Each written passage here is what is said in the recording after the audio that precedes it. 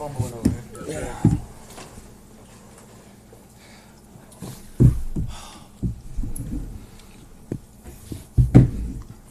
Hi, guys. So, You know it's you right away. 2 in a row. Let's go. Just a quick specific thing on Christian Wilkins and Quick? Connor Williams. Come on, quick, baby. Yeah, very quick. Okay. Wilkins and Connor Williams, is it a priority for you to keep both of those two players?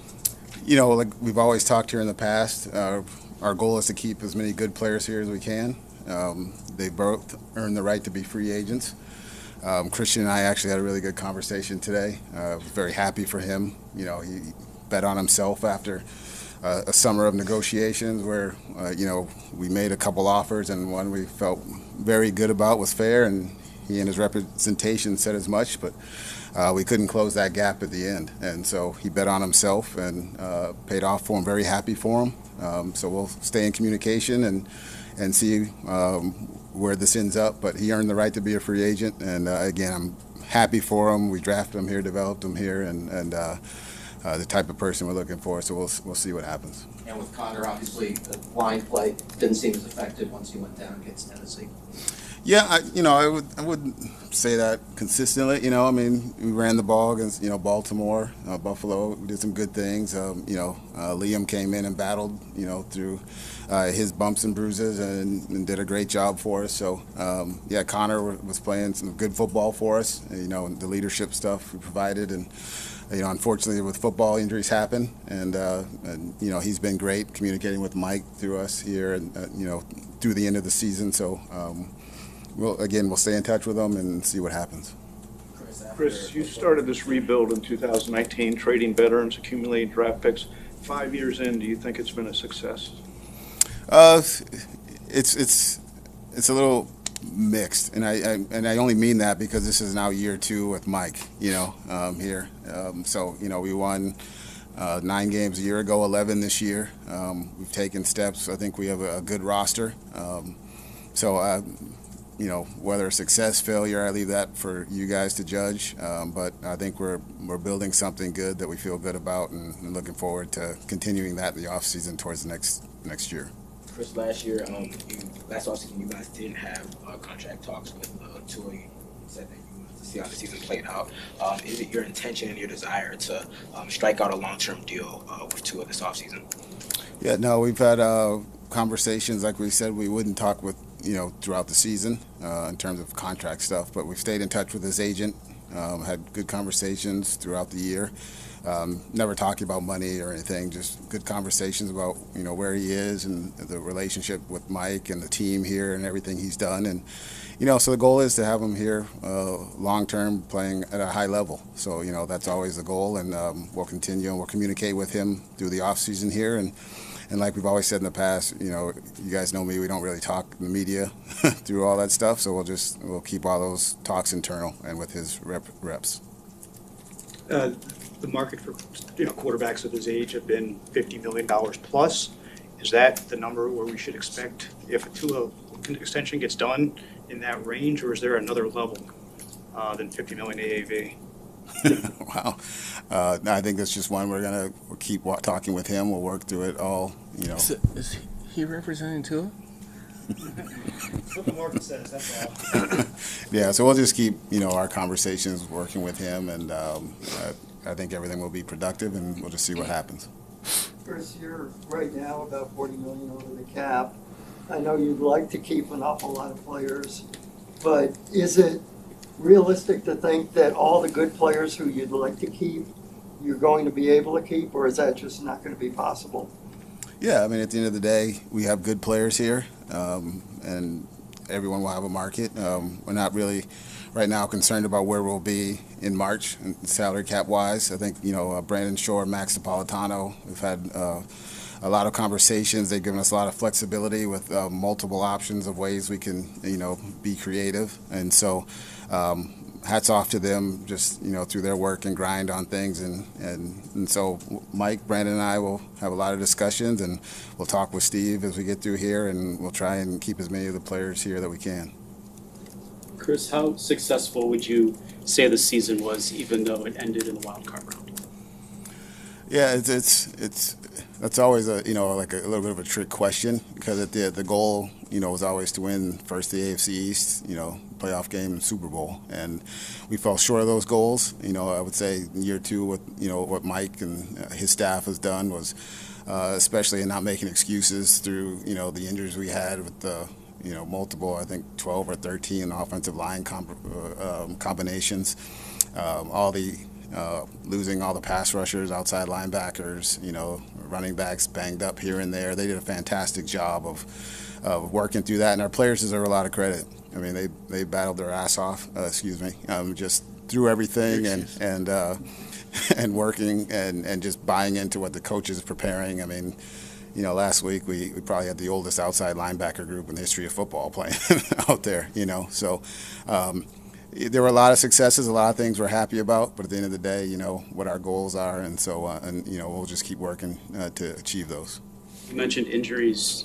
How much do you look at the strength and conditioning staff and potential things that you could do differently to maybe keep players healthy? We saw Tua last year go basically outside take jiu-jitsu, and he made it all the way through, which was great. But how do you look at that? Yeah, I think we feel very strong that our group are some of the best in the NFL, and I think if you were to ask a lot of agents and stuff, we get feedback of all that when they deal with our players, and they always say your guys are the best. And so like everything, they'll evaluate everything that we do on and off the field, but we feel really strongly that they're the best, and sometimes it's football, injuries happen, but those guys do a fantastic job of getting our guys prepared. And I think you would have some players who have come here from other teams as well that have talked about injuries they've had at previous places, and they've had no issues here. So it's been it's just one of those years where it was our turn, unfortunately, to have injuries, and it's part of football.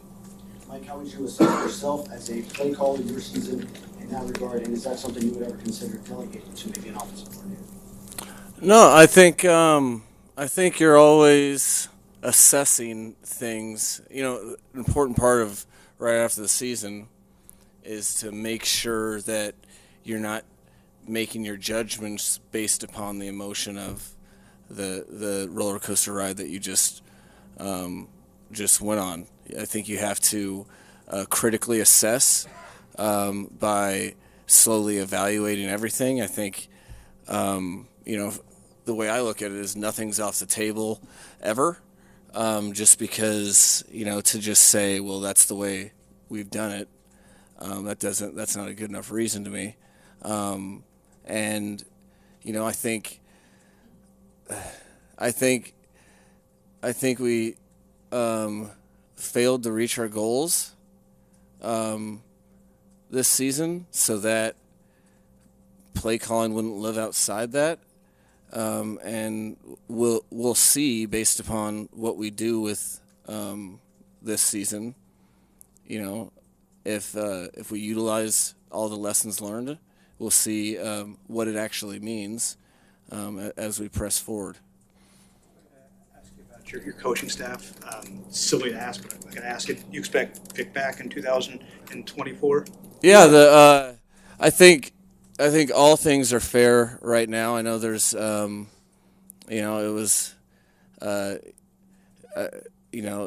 we're still kind of grieving through the process collectively as a coaching staff.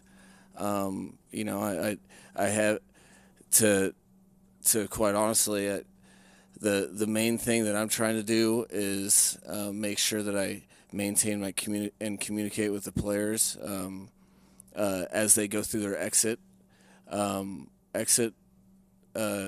interviews, and that it's about between 50 and 70 guys that I meet with, and then we'll get together as coaching staffs and kind of undress the season in a painful but productive way, and I think that's what all healthy staffs do, really, regardless of a success or failure. Mike, how much of this offseason, if any, will you spend studying why you're 10-1 against winning teams and 1-6 against playoff teams? A fair amount. I think we talk all season about progressing to be your best, and we weren't. And you talk about, well, a narrative is a narrative, assuming that you're getting better, learning from it, and when you ultimately fall short, then it's just, you have to look at between the eyes and look at where we had successes, where we had failures, not really harbor any like defensive mechanism, because it's the bottom line is we didn't get the results that we wanted. We feel good about our process, but everything has to be really evaluated. And first and foremost are the shortcomings. You also have to look at what you did do well, but that's always the last thing on our minds in the off season. Same way, if you would have, I don't know, you'd have to go through the transcript, but when we were having this press conference a year ago, we weren't necessarily talking about pre-snap penalties, I don't think.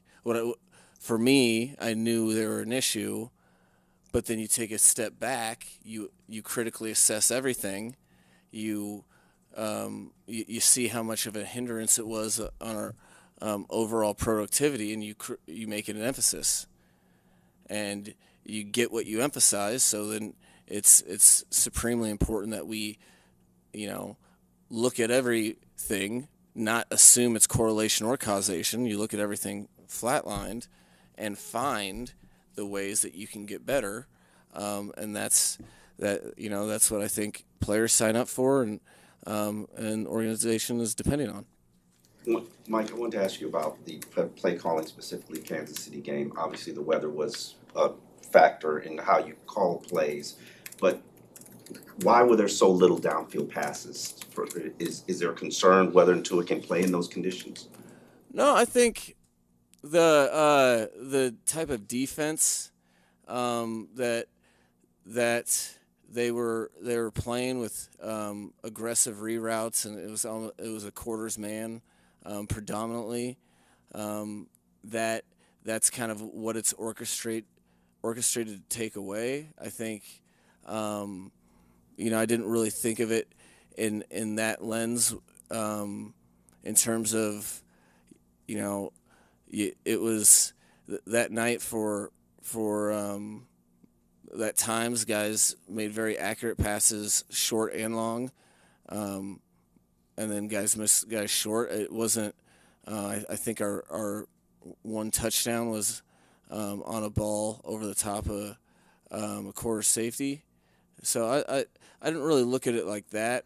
I wish we would have gotten more opportunities to I think the biggest hindrance for really the varied ways that we could kind of execute our game plan, and we did have some stuff down the field that was appropriate for the defense that we're expecting, but makes it real difficult when you're one of whatever on third down. That takes we had a mindset to go run the ball, and we had some mirrored shots in the pass game that we felt pretty good about, that had to be kind of specific for their defense, but you don't get to those calls when you have to either avoid third down, or you're punting, which is the situation we found ourselves in that game.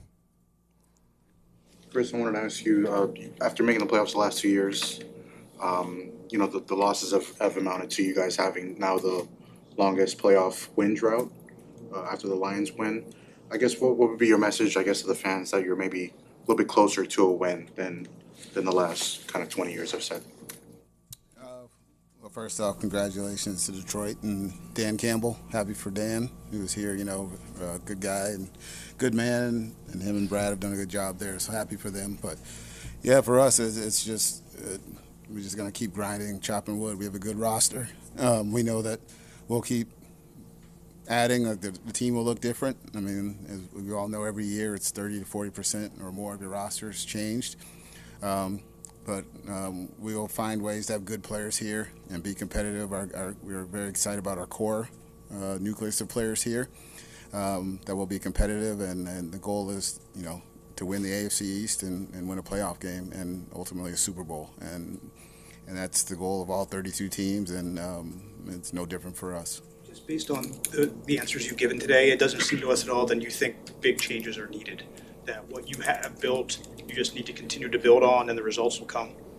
Is that an accurate? Yeah, I mean, we feel good about it, but like you said, this is 48 hours or less after a game still, and you go through our process like we always talk about. The coaches are going to go look through everything from the spring through the summer through the season.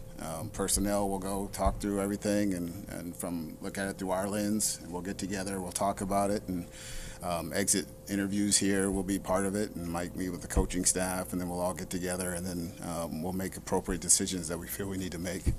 Yeah. What do you think on Rob Hunt as he enters free agency and his importance to this offensive line? Yeah, no, I'm happy for Rob that he got to get back at the end of the year for us. We drafted him here. He's gone through a bunch of different coaching philosophies and styles in the offensive line, and I think Mike and then Butch this year, Barry coming in and did a fantastic job. Rob and all those offensive linemen all worked tirelessly to improve and get better and buy into the scheme. And so, for us, again, like all of them, he's earned the right to be a free agent.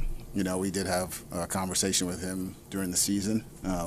So we'll see what happens here, as we go through it. But again, these guys have earned the right to be free agents.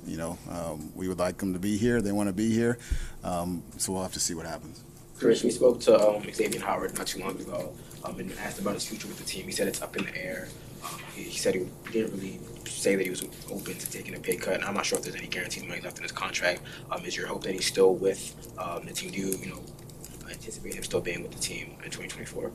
Yeah, but like everyone, we're going to go through all this whole process right now. Xavier's been a good player here for a long time. He was part of the first draft class I had. I've had many talks and discussions, and I really appreciate him and love him as a person and player. So we'll go through this process here, like with every player individually. And, I think he met with Mike today, and he and I may have a conversation here in the next day or so. So, it's just right now we're just going through with every single player on the roster, and it's no different with Xavier. I asked Mike, but I'm curious if we don't get to talk to you. Why do you think you guys struggled against the good team so much? I don't know. I think it's just piggybacking off Mike. I just think it's a combination of things. We've played some good football teams, and a majority of the games were fairly close late in the game, and for various reasons. We weren't able to pull it out and win it. So I think those will be something we'll go through and evaluate and look at through here in the off season, and that's what the whole spring is for. As Mike said, you look at, it's not necessarily improving the things you're great at, and it's working at the things that where we had struggled or would like to finish better. What would you point to as one of the biggest areas of improvement that you want to see from Tua in this offseason? And I guess how would you assess his mobility and ability to make plays with his legs this season while also understanding that he has to protect himself and be available for the team? Was that your critique? No, I'm just kidding. I just want to see him, make sure the curve continues to be exponential in his growth, where we've seen at every stretch of the way him improving, and then when things that doesn't mean it's void of a result that isn't desired, but what we've seen is him learn from all the things that he goes through. I think that's the one thing that I've always that I can say in my 2 years of experience with him is he's as good of a learner as I've ever seen. Take jiu-jitsu, or throwing left-handed, or etc. So, I think that's what I want to see, is that continued thirst to find different ways while maintaining and growing your confidence, but finding different ways to always create new edges in your game. And I think it is Tua gonna be a zone read option quarterback? No, but I think he has developed in some of the buying extra time when necessary. I think that will continue to improve, where you can just maybe move off the spot a little bit and not necessarily run for a first down, but you can extend the play. I think that those things improve with a lot of things. You're the I don't know, the continuity of an offensive line group, that you learn where guys are generally blocking for the launch point, and so then you know your safe spots in the pocket. All of these things, it's all about progression. I think he just needs to continue to do what he has been doing in terms of progressing, and I'll be very much happy with that. Mike, I know Adam asked you about Vic specifically coming back. Do you see any other coaching staff changes? Like I said, I was very, very happy with the way that that our coaching staff responded to the various things that happened during the course of the year. I thought they really down the stretch did give it their all that they are. We ended the season with losses, but knowing how they invested in their players and tried to give them the best chance. So that's where I was left with, and then I've just been inundated with trying to connect with as a head coach, you are talking to guys every day, but you're not really invested. You don't get those extended conversations, and that's entirely just about them, where their game's at, and that's kind of what I've been inundated with. I haven't even, besides having a staff meeting, I haven't even really talked or even thought about the coaches, to be honest. Chris, Last question. when we talked to you guys at the draft, Mike joked, can't wait to have a first-round pick next year for the first time. Do you still plan on using that pick? And you definitely going to have a first-round pick this year? And how important is it now you have a full draft to make the most of it? Can't promise anything. So, but yeah, I mean, we'll see. I mean, we've had a couple draft meetings with the scouts, and they'll be coming back in February, and we'll hit that hard before we go to Indianapolis. And us, if there's an opportunity that we feel can help our roster and it makes sense, and most of the guys we've traded for have been in an age bracket too that makes sense for us to do that if you're going to move a pick like that. So we're always open to listening if people want to contact us as well. I know he wants a first round pick bad, but Thanks, guys. Thank you.